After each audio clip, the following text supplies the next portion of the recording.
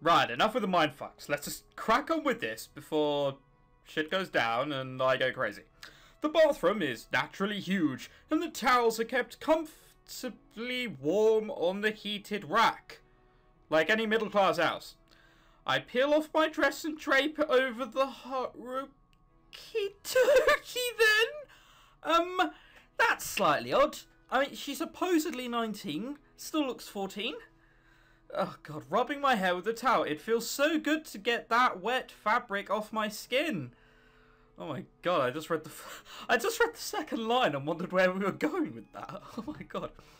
I hear footsteps outside the door. That's alright, it's locked. I'm sure I locked it. Ah! Oh my god, it's an archangel. He even looks like he's about to kill me. That or he's never seen a half-naked girl before. Oh god. A strange figure. I'm not even sure at first if it's a man or a woman. Opens the door and stares directly at me. Really? You can't figure out whether that is a man or a woman. I mean, like, I struggle with these things sometimes, but even I'm not that bad. Also, we need to turn the text speed all the way up. I forgot about that. Oh, right. Anyway, where were we? You're stupid. You must be Janet. I'm here to take your clothes. I'm sorry. Rather keep them, if that's all the same to you. How should Janet react? Be angry, be flirtatious.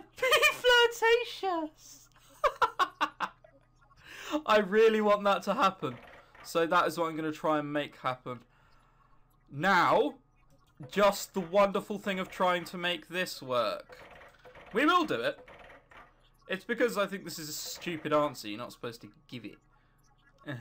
We need to find a way to get this over here, or maybe underneath, or round here. Okay. I don't see. I realised on the first one that I did that all I had to, looking back at the edit, like I unfortunately do quite regularly, and then see how stupid I was. That the only thing you had to do was change 2 things, and it would have been okay. Ah, there we are. Yeah, it works out in the end. We just had to go over here. I knew that. Do I want to do this? Yeah, sure, fuck it. Oh, is that all? What were you expecting? This is a guy who's almost certainly not gotten laid in his life. Perhaps flirtatious was a stupid idea. I thought you were going to be my personal servant. And what sort of service do you request, my lady? Oh god, this could go anywhere. This could very quickly have to be censored. Would you really do anything I asked? No, I'd do as I pleased. He is an absolute nut. Also, know how his fringe at the proper picture, here, is that way, and then here, it's that way. Damn you, mirrors! This sounds like it could get out of hand quickly. Who are you, actually? You can call me Linz. Alright, if I did think the guy was, if it was a guy before, Linz definitely throws it up into the mix. Because let's face it, he's either Scandinavian or a transvestite. A Scandinavian. Or master, if you prefer. Master? Oh, I thought this was Nathaniel's house. It is. That doesn't mean other things can't be mine. Not sure I like the way he's looking at me after he said that. Doesn't mean other things can't be mine. Locks door. Right, he reaches over to the turret to pick up my dress. Wait here, I'll be back with your clothes in a few minutes. He leaves, closing the door behind him. I fumble with the doorknob and I think get it locked properly this time. That guy was a little creepy. What on earth gave you that idea? He seemed completely fine. How many people are there in this house anyway? If you count all the unseen servants, probably 50. If you count all the people who shall be seen, 4. Not long ago, it would have been unthinkable for me to be somewhere surrounded by strange men. Unless you ended up drunk in a frat house. Up through high school, I attended St. Teresa's, a small preparatory... Why can't I say preparatory? There, I got it right. There's a bit of fumbling in there somewhere, but I got it right. Preparatory school for young women and only women. Oh, okay. Everyone there was gay. I get it. We had a brother's school, St. Joseph's, and many of my classmates' brothers did go there. We shared events with them sometimes. Okay, so sounded like the hormones was going pretty high in a preparatory school. Oh, God, that's even worse than the image on the screen. Alright. But their school was just as small as ours, so it was almost like we were part of one family. Everybody knew everybody. Perhaps that's why, even when I became a teenager, I could never be interested in dating. All those boys like annoying siblings. How could anyone swoon over them? Well, usually if they're attractive and don't care about others' well-being, that's what girls fall for immediately. It's quite uncanny, actually. My parents raised me to expect perfection. A clever, rich and handsome hero who could dance and sing and ride to my wedding on a white horse covered in flowers. Back then, I wasn't willing to settle for less. I can't even do any of that. I'm none of those things. Oh, God. I couldn't land a girl like that. That's quite worrying. I'd like to think my standards are slightly higher than the 14-year-old girl. Right, not that I was getting a lot of offers. I saw the boys as annoying relatives. They saw me as a bossy little know-it-all. In grades, I was top of the class, for all the good it did to me, but in popularity, more like the opposite, and I didn't realise at the time what the consequences would be. Then I came to university, and no one had any idea who I was, and first impressions were everything. I could get away from my reputation, start over, fit in, as long as I didn't screw it up. But you did. That's always the backstory behind these things. Never show fear, never show weakness. Fucking hell, it's starting to sound like the royal family. Never show fear! Ah, the English royal family. German. I wrap the towel around myself and sit on the floor to wait for my clothes. A whole bunch of seconds have passed?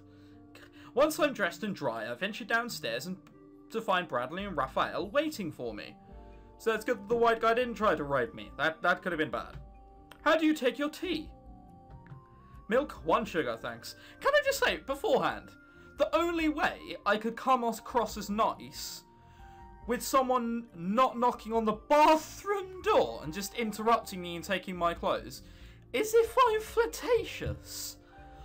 Otherwise, everyone would have been like, oh, you wanker. You wanker. What a lovely story. Okay, milk, 1 sugar, thanks. I'll be right back. He walks off through one of the many doors. It must be like a maze out there. I don't know how I'd find anyone. Yeah, that'll probably be for the benefit of others, I tell you. Are you alright? Does it look like I'm alright? I've been molested, caught wet in the arms of a boy, and been in the middle of a storm. No? Okay. Huh? I'm fine. Some weird guy tried to walk in on me while I was changing clothes. That happened to me too. I'm sure it's perfectly normal. The upper class have servants to dress them. They probably don't think about privacy. Yeah, well, I suppose it's better for a guy. I mean, you know, a guy with his abs just goes, oh, hello. Looks devilishly at them and then closes the door and requests, you know, because I'm assuming Bradley's emotional.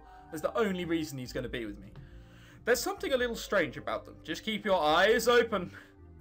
Can't keep them as open as yours. Also, can't keep them as red as yours. That is slightly odd. Here's your tea. Would you like any cookies?